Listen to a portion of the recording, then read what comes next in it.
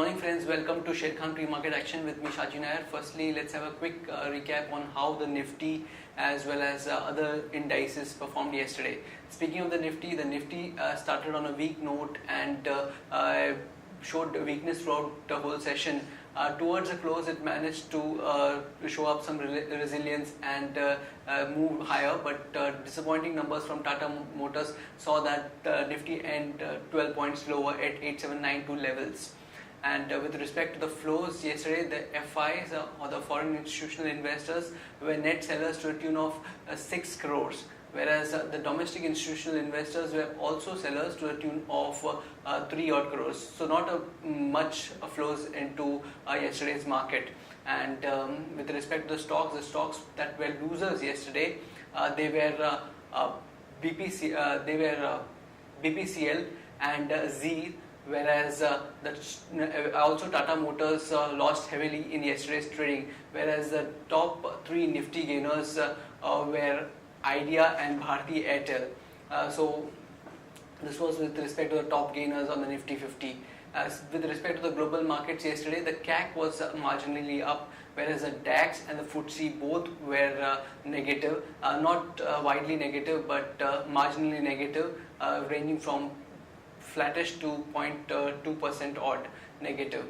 Dow continued to move higher. It was up 0.45%. And today morning we have the Asian indices, both the Nikkei as well as the Hang Seng, both are positive, about 1%, and we have SGX trading about 12 to 14 points higher.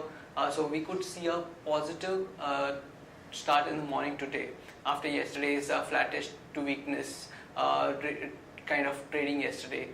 So that's it from the pre-market session, and now over to the derivative update. Good morning friends, we'll give analysis on derivatives. In yesterday's trading session, taking mixed views from the international markets, our market did open on a flattish note, and thereon we did saw some kind of an selling pressure in the mid part of the trading session, but eventually in line with last few trading sessions, we did saw Nifty took resilience at lower level and bounce back. However, it was not able to hold on to its positive gains also, but still managed to close above 8,800 on an absolute flattish note at 8814.85. On the open interest terms, 5% was added in the open interest. However, cost of carry shoot up significantly from 4.5% to 10.5%, seeing a sharp jump in the cost of carry that the premium have increased significantly from 10 points to 22 odd points, indicating majority of the addition which was seen in yesterday's trade was on the longer side. Since we did saw some kind of a flattish activity on the Nifty front, but seeing the cost of carry, it can be judged that a majority of the activity have been done on the longer side. Put call ratio, however, was more or less same. It decreased a bit by 1 basis point from 1.12 to 1.11, while the volatility index have also increased by 1% from 13.69 to 13.80 odd levels. On options activity, on the call side, not major activity to highlight upon. 8,800 call option and 8,900 call option have seen a single digit addition, a very minor addition of them of 2% and 7% respectively.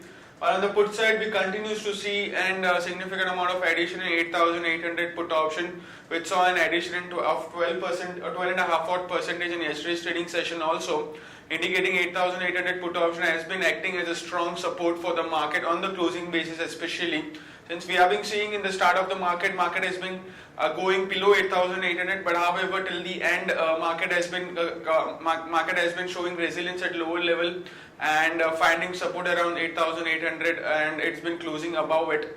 So that's a positive sign. So watch out for the activity of 8,800 put option quite closely in today's trading session also. If we see a continuous addition into it, I expect some bounce back in the Nifty. At least 100-150 points can be seen easily, since our straddle break-even point of 8874 is also quite near from this level. There are 9 securities in ban period for today's trade. There is Bank of India, CEAT Limited, IFCI, Jet Airways, Jindal Steel, JP Associate, Reliance Communications, Union Bank and Wockhardt Pharma. On the FIs front also, they are net buyers in index futures. Last 2 to 3 trading sessions, we have been seeing FIs activity in index futures have picked up, and they have started again. They've again started buying in index futures, and that too also in reasonable amount. In yesterday's trade, there were net buyers in index futures of around 1321 crores, which was quite huge. Index options net buyers by 138 odd crores, while stock futures net sellers by 690 crores and stock options net buyers by 20 crores only. On the market level, our 5 days VWAP stands at 8806. Remember friends, our market has been able to close above its VWAP even though it's been going below it in the start of the trading sessions, but till the end has been able to manage to close above our VWAP level, which is also a positive sign. So 5 days VWAP stands at 8806 with a low range of our VWAP at 8806 and high range at 8874, which is our straddle break-even point. Again, that level will also be quite in focus because we have seen in the past whenever the straddle break-even point gets break, then we do see a market showing aggressive movement in that direction for the next few trading sessions. So watch out that level of 8874 also. S6 Nifty is trading positive by 17 points and it's quoting at 8838, indicating some kind of a positive opening can be expected in the morning trade. That's it from derivatives. Thank you. So friends, now let's look at the equity trading ideas for today. On the first idea, we have Voltas. Voltas reported good set of numbers. The profit increased about 43% to 81.56 crores. Sales were however down 6 odd percent. So we consider going long on Voltas based on good set of numbers. One can keep a stop loss at 335 for an upside target of 352 and 359. And our next trading idea is DLF. DLF reported bad set of numbers. PAT came at 126 crores, down about 54%. Revenue was down about 30 odd percent, and EBITDA margins came at 46.5% against 52.2% on a YOY basis. So we believe that numbers are disappointing with respect to DLF. One can go short on DLF, keeping a stop loss at 151 for a downside target of 143 and 140.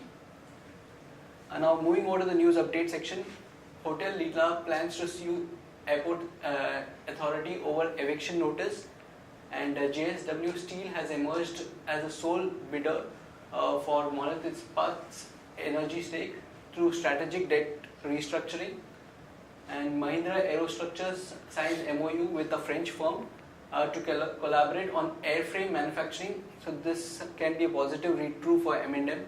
Also, M&M and Boeing are in talks to plan to jointly manufacture twin-engine fighter aircraft in India.